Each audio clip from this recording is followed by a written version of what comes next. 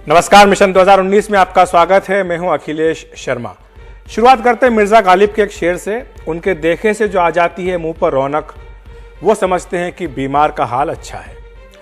वैसे रौनक तब आती है जब बीमार का दीदार रौनक लाने वाले शख्स से हो, लेकिन बीमार से कोई ऐसा शख्स मिल ले जो उसका तनाव और बढ़ा दे तो बात बिगड़ भी जाती है। बात हो रही है गोवा के मुख्यमंत्री मनोहर पर्रिकर की, जो एक गंभीर बीमारी से जूझ रहे हैं। कैंसर से जूझ रहे निजी यात्रा पर गोवा गए कांग्रेस अध्यक्ष राहुल गांधी कल उनसे मिलने उनके दफ्तर पहुंच गए थे। बाद में कोची में बूथ स्तर के कार्यकर्ताओं की बैठक में राहुल गांधी ने पर्रिकर का जिक्र किया और कहा कि वे रफाल सौदे में अपनी भूमिका से इनकार कर चुके हैं। यही बात राहुल गांधी ने आज तालकटोरा स्टेडियम में भी दोहराई। कल मैं पर्रिकर जी से मिला। पर्रिकर जी ने स्वयं कहा था कि डील बदलते समय प्रधानमंत्री ने हिंदुस्तान के डिफेंस मिनिस्टर से नहीं पूछा, पूरा का पूरा प्रोसीजर तोड़ दिया। इसके बाद पर्रिकर ने राहुल गांधी को चिट्ठी लिखी है। उन्होंने राहुल गांधी के बयान की निंदा की है। पत्र में पर्रिकर ने लिखा कि वे बीमारी का हाल पूछने के बहाने उनसे मिलने आए, लेकिन उन्होंने इस मुलाकात का अपने निम्न स्तरीय राजनीतिक हितों को साधने के लिए इस्तेमाल किया। पर्रिकर ने लिखा है कि राहुल बिना किसी पूर्व सूचना के उनसे मिलने आ गए। पर्रिकर ने लिखा कि 5 मिनट की मुलाकात में न तो रफाल का जिक्र हुआ और न ही उन्होंने रफाल संबंधी कोई चर्चा की। वे पहले भी कई बार कह चुके हैं और एक बार फिर कह रहे हैं कि रफाल सौदा 2 सरकारों के बीच है। इसमें सभी नियमों का पालन किया गया। इसमें दूर दूर तक कोई गड़बड़ी नहीं हुई है। ये पूरी प्रक्रिया राष्ट्रीय सुरक्षा की प्राथमिकताओं के आधार पर तय नियामकों के तहत हुई है। पर्रिकर ने आगे लिखा कि शिष्टाचार भेंट के बहाने मेरे घर आकर फिर इतने निम्न स्तर का झूठ आधारित राजनीतिक बयान देना आपके मेरे घर आने के उद्देश्यों एवं इरादों को उजागर करता है। पर्रिकर लिखते हैं कि वे बीमारी में अपने जीवन के अस्तित्व की लड़ाई लड़ रहे हैं और गोवा की सेवा में लगे हैं। उन्होंने राहुल से आखिर में इस पत्र में निवेदन किया कि किसी बीमार और अस्वस्थ व्यक्ति को अपनी अवसरवादी राजनीति का शिकार बनाने की नीयत न रखें। इसके तुरंत बाद ही बीजेपी अध्यक्ष अमित शाह का ट्वीट भी आ गया। उन्होंने लिखा, प्रिय राहुल गांधी, बीमारी से जूझ रहे एक व्यक्ति के नाम पर झूठ बोलकर आपने दिखा दिया कि आप कितने संवेदनहीन हैं। भारत के लोग आपके व्यवहार से व्यथित हैं। मनोहर पर्रिकर ने वस्तु स्थिति बता दी है। उधर कांग्रेस के सूत्रों ने कहा है कि राहुल गांधी ये पहले ही स्पष्ट कर चुके हैं कि ये एक निजी मुलाकात थी। अगर आप पर्रिकर का पत्र देखेंगे तो पाएंगे कि उन्होंने ये कहीं नहीं लिखा कि उन्हें रफाल सौदे के रद्द होने की जानकारी थी। राहुल गांधी ने आज भी यही आरोप लगाया है। भारतीय जनता पार्टी के अध्यक्ष के शब्दों से स्पष्ट नजर आने लगा है कि भारतीय जनता पार्टी राफेल में हुए भारी भ्रष्टाचार को जवाबदेही से बचने के लिए, जवाब देने से बचने के लिए उनकी बीमारी का आड़ लेकर बच रही है। सबके सामने और इलेक्ट्रॉनिक मीडिया के माध्यम से 3 बार मनोहर पर्रिकर जी ने बाकायदा बताया था कि उनके पास कोई जानकारी नहीं थी इस रफेल सौदे को लेकर। लेकिन सवाल ये उठ रहा है कि जिस तरह से अचानक राहुल गांधी पर्रिकर से मिलने पहुंचे और उसके बाद उन्होंने पर्रिकर का नाम लेकर पहले कोची में फिर दिल्ली में बयान दिया, उससे क्या यह मतलब नहीं निकलता कि इस मुलाकात के पीछे मकसद सिर्फ हालचाल पूछना ही नहीं बल्कि कुछ और भी था? तो आखिर इसका सच क्या है? राहुल की बात सही है या फिर पर्रिकर की? हमारे साथ चर्चा के लिए जुड़ रहे हैं 2 खास मेहमान। वरिष्ठ पत्रकार अशोक टंडन साहब हमारे साथ हैं, साथ ही विनोद अग्निहोत्री जी भी हमारे साथ स्टूडियो में मौजूद हैं। अशोक जी, आपने पूरी राम कहानी सुनी कि क्या क्या हुआ है कल से लेकर के आज तक। कोई बीमार का हाल पूछने के लिए जाए, बाद में बाहर आके कोई राजनीतिक बयान दे, फिर दोनों चीज़ों को जोड़ने की कोशिश की जाए। आपको क्या लग रहा है कि माजरा क्या है? आखिर सच कौन बोल रहा है? देखिए, ये जैसा आपने भी कहा, मनोहर पर्रिकर की चिट्ठी से भी ये स्पष्ट है कि ये बहुत दुर्भाग्यपूर्ण है। इस प्रकार से अगर राजनीति आप करनी है तो खुलकर करें, लेकिन एक बीमार व्यक्ति के साथ आप हालचाल पूछने के बहाने और बाहर आकर उसका राजनीतिकरण करें, और ये राहुल गांधी पहले भी कर चुके हैं। अगर आपको ध्यान हो, जब अटल बिहारी वाजपेयी अस्पताल में थे तो वो उनका हालचाल पूछने एम्स गए थे और बाद में बाहर आकर बोले, देखिए आपकी पार्टी के नेताओं से ज़्यादा तो मैं, सबसे पहले तो मैं मिलने गया अटल जी को, आपको चिंता नहीं अपने नेता की। तो यानी ये सब चीज़ों में वो कहीं ना कहीं मुझे लगता है उनकी जो इमेच्योरिटी है पॉलिटिक्स की, वो बीच बीच में फिर झलकने लगती है। जब लोग ये मानने लगते हैं कि अभी राहुल गांधी कुछ मैच्योर हुए हैं, फिर वो इस प्रकार की हरकत कर देते हैं। जैसे पार्लियामेंट में भी हुआ कि प्रधानमंत्री की सीट पर जाकर अब अगर आप झप्पी डाल रहे हैं और वापस अपनी सीट पर आकर आंख मार रहे हैं, तो ये जो कुछ इस प्रकार की घटनाएं हुई हैं, उससे ये मैं समझता हूँ कि एक इतनी बड़ी पार्टी की जिम्मेदारी उनको मिली है, तो उसमें इस प्रकार की मैच्योरिटी चाहिए। आफ्टर ऑल 100 साल से ज़्यादा बड़ी पार्टी के अध्यक्ष हैं वो, जिस पार्टी का बहुत बड़ा इतिहास है, उस पार्टी के अध्यक्ष से लोग ये अपेक्षा नहीं करते कि वो इस प्रकार की जिसको कहा जाए कि ओछी राजनीति करें।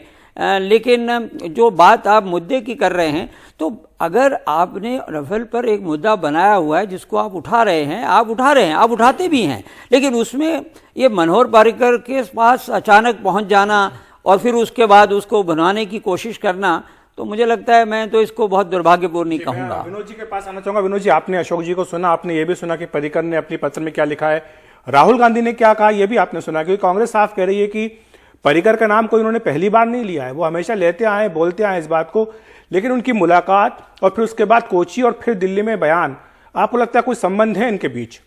नहीं, बिल्कुल ये बात सही है कि पर्रिकर का नाम पहले भी लेते रहे हैं वो अपने भाषणों में, चाहे वो संसद में उनका भाषण था लोकसभा में या वो, लेकिन मैं टंडन जी की बात से सहमत हूँ कि समय जो टाइमिंग है ना, वो थोड़ा सा जो है वो इमेच्योरिटी, अपरिपक्वता दिखाती है कि आप कल ही मिले हैं उनसे और आज अगर आपने कहा, तो थोड़ा सा मुझे लगता है कि आज उनको इससे बचना चाहिए था, उनका नाम लेने से पर्रिकर जी का। हो सकता है वो, क्योंकि उनके भाषण में ये नहीं कहेंगे कि पर्रिकर जी ने निजी मुलाकात में उनसे कुछ कहा, उन्होंने कहा पर्रिकर जी कह चुके हैं कि उन्होंने कहा कि मैं पर्रिकर जी से मिला, हाँ, और पर्रिकर जी ने ये कहा था। हाँ, ये तो कहा था, तो कब कहा था? काफी पहले कहा था। तो मतलब ये नहीं कहा कि ये इस कल की मुलाकात में कहा, तो उन्होंने कहा वो, लेकिन वो जुड़ गया।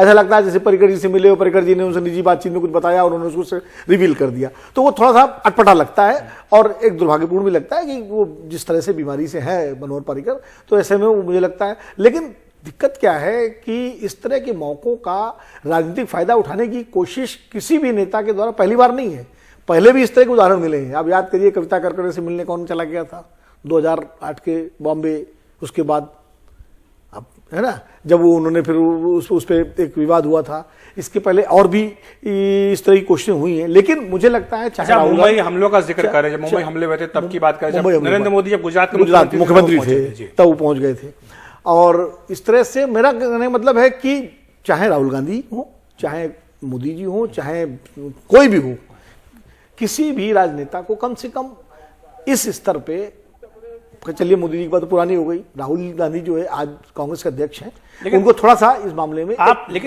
दोनों ही एक शब्द का इस्तेमाल करने की इम्मेच्योरिटी दिखाई, लेकिन मुझे लगता है व्यावहारिकता कह सकता हूं, एक राजनीतिक रणनीति का हिस्सा भी हो सकता है कि आप गोवा में छुट्टी मना रहे हैं, आप वो तो रणनीति का हिस्सा है, बिना बुलाए वहां पर पहुंच जाते हैं, वो तो रणनीति का हिस्सा है, फिर उसके बाद बाद में आके बाहर नहीं, वो आप सही कह रहे हैं अखिलेश कि वो तो रणनीति का हिस्सा है, क्योंकि गोवा में आप हैं, अपनी निजी यात्रा पर हैं और आप जाके चले गए, उसमें जाने में मुझे लगता है कोई बुराई नहीं थी। अगर किसी आप हैं, भले किसी पार्टी का नेता है, बीमार है, तो आप देखने जाते हैं। मुझे एक उदाहरण याद है कि सोनिया गांधी हरकिशन सिंह सुरजीत को देखने गई थी एम्स में, वहीं बगल में सुंदर सिंह भंडारी भर्ती थे, और सुंदर सिंह, तो उनको पता लगा सुंदर सिंह भंडारी भर्ती है, जबकि कोई लेना, वो चले गए भंडारी जी को देखने, और देखने के बाद उन्होंने उनसे 10 मिनट 15 मिनट बैठ के बात की। उन्होंने कोई ऐसा बयान नहीं दिया, देखो मैं तो सुंदर सिंह भंडारी को देखने, लेकिन कोई बीजेपी वाला नहीं पहुंचा, जैसा अटल जी के टाइम पर राहुल ने, वही मैं कह रहा हूँ, ये तो पता भी किसी को नहीं होगा जो मैं आज घटना बता रहा हूँ। ये बात सही है। ये तो चूंकि मुझे तो सुंदर सिंह भंडारी के साथ जो उनकी बिल्कुल बहन जब वो थी, क्या नाम है, दिल्ली की जो मंत्री भी रही,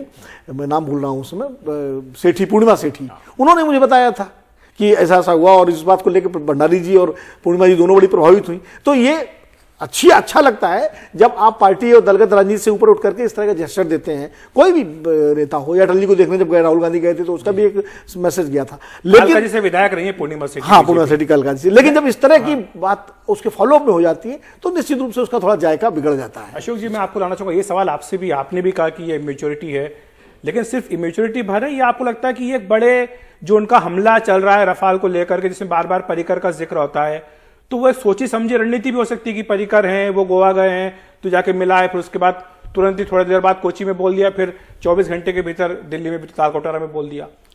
देखिए, अगर आप इसको सोची समझी रणनीति कह रहे हैं तो ये और भी ज़्यादा दुर्भाग्यपूर्ण है, क्योंकि आप किसी व्यक्ति की इस प्रकार की बीमारी का एक नाजायज़ फ़ायदा उठा रहे हैं। रणनीति अगर सरकार को घेरने की है तो वो बनाना विपक्ष का काम है, लेकिन इससे तो फिर ये भी सवाल उठता है कि हॉलिडे का डेस्टिनेशन भी गोवा जानबूझकर चुना गया होगा। तो ये रणनीति इस प्रकार से नहीं बनती है। देखिए, जब बीमारी और एक दूसरे का हाल का सत्र शुरू हो रहा है, कल से फिर से कांग्रेस हमलावर हो रही है। जो हिंदू में आर्टिकल आया उसके बाद से बोल रही है कि रफाल का मुद्दा फिर उठाना नहीं। देखिए, पूरा अधिकार है विपक्ष को कोई भी मुद्दा उठाने का, और राहुल गांधी अपने तरह से रफाल का मुद्दा उठा रहे हैं।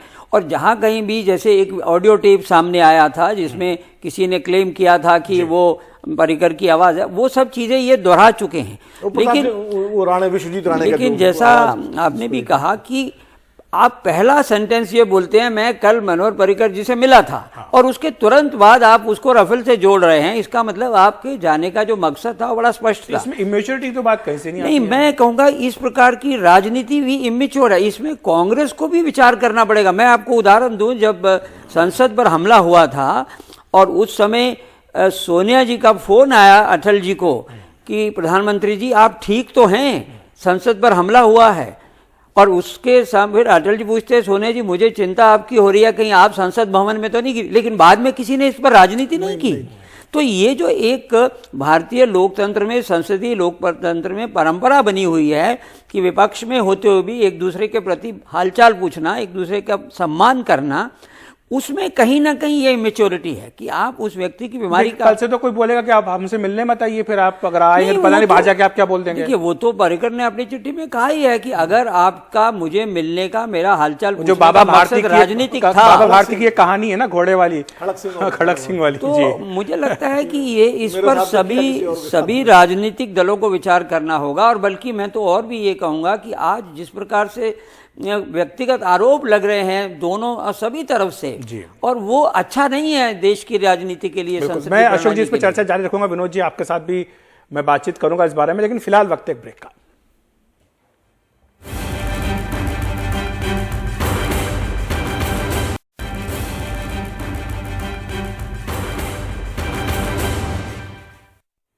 तो हम चर्चा कर रहे हैं राहुल गांधी की पर्रिकर से मुलाकात की और उसके बाद आए बयानों पर उठे विवाद की, जिस पर कि पर्रिकर ने एक पत्र भी लिखा है राहुल गांधी को।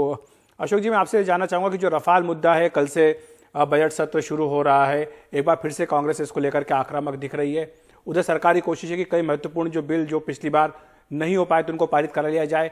आपको लगता है कि रफाल की छाया में इस 16वीं लोकसभा का यह आखिरी सत्र जो है धुल जाएगा? वो भी बजट सत्र। देखिए, अगर तो रफाल पर सीएजी की रिपोर्ट संसद के सामने पेश हो जाती है तो बहस का रुख ही बदल जाएगा, क्योंकि जितनी भी सरकार की खरीद फरोश होती है उसमें सरकार के इंटरनल ऑडिटर के तौर पर सीएजी जो है, कंट्रोलर ऑडिटर जनरल, उसमें अपनी राय देते हैं। ये कहा था कि दिसंबर तक रिपोर्ट आ जाएगी, पिछले सेशन में आने की बात। और सरकार ये कह चुकी है कि सीएजी की रिपोर्ट आने वाली है तो वो सबसे पहले संसद में दी जाएगी, और वहां से फिर अगर सीएजी कोई टिप्पणी करती है तो सचमुच में फिर ये बहस का मुद्दा बनेगी। लेकिन अगर सीएजी ने ही कोई ऐसी टिप्पणी नहीं की तो मुझे लगता है विपक्ष का जो एक ये हथियार है उसमें काफ़ी हद तक वो एक ब्लंट हो जाएगा और वो उसको आगे बढ़ा नहीं पाएंगे। क्योंकि आप हम मत भूलें कि यूपीए सरकार के खिलाफ भी जो भ्रष्टाचार के आरोप, जो स्कैंडल जिनको हम कहते थे बने थे, उसमें सीएजी की रिपोर्ट का एक बहुत महत्वपूर्ण रोल था। वो बात अलग है कि किसी को सजा पिछले 5 साल में अलग बात है कि सीएजी की जिस रिपोर्ट पे 2G का पूरा बवाल हुआ, कोर्ट ने उसको खारिज कर दिया, वही नहीं हुआ। तो विनोद जी, मैं आपसे पूछना चाहूंगा कि 3 महीने के भीतर ही चुनाव है, रफाल को लेकर के राहुल गांधी लगातार इस मुद्दे को वो छोड़ नहीं रहे हैं और एक बार फिर से आक्रामक हो रहे हैं। अभी जो पर्रिकर से मुलाकात के बाद विवाद उठा है, आपको लगता है कि इसके बाद और ज्यादा वो आक्रामक होंगे? देखिए, राहुल गांधी ने तो रफाल के मुद्दे को लगातार शुरू से लेकर के और अब तक सबसे ज्यादा फोकस उन्होंने रफाल पे ही किया है इस सरकार के खिलाफ। अगर मान लीजिए, क्योंकि वो ये साबित करना चाहते हैं कि इस सरकार में भ्रष्टाचार हुआ है, क्योंकि मोदी जी का एक सबसे बड़ा दावा या अमित शाह जी का है कि हमारी सरकार बिल्कुल करप्शन फ्री है, और इसी को लेके वो 2019 के चुनाव में भी जा रहे हैं कि हमारे समय में कोई स्कैम नहीं हुआ।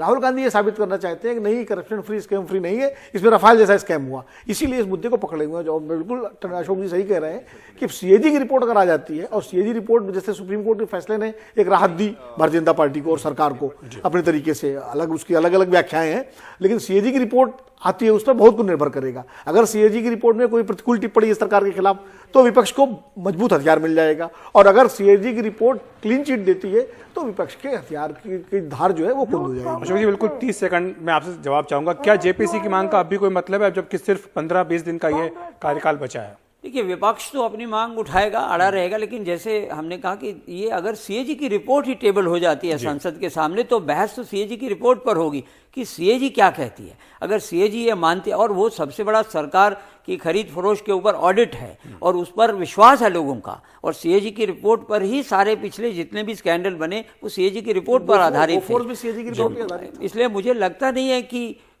ये जो मुद्दा है इसमें जेपीसी की मांग है वो बरकरार रहेगी। हाँ, नारे लगते रहेंगे जेपीसी और सदन की कार्रवाई चलती रहेगी। बहुत बहुत शुक्रिया अशोक जी आपका, और विनोद जी आपका हमारे साथ जुड़ने के लिए, इस पूरे मुद्दे पर चर्चा करने के लिए। तो मिशन 2019 में इतना ही। देखते रहिए NDTV इंडिया।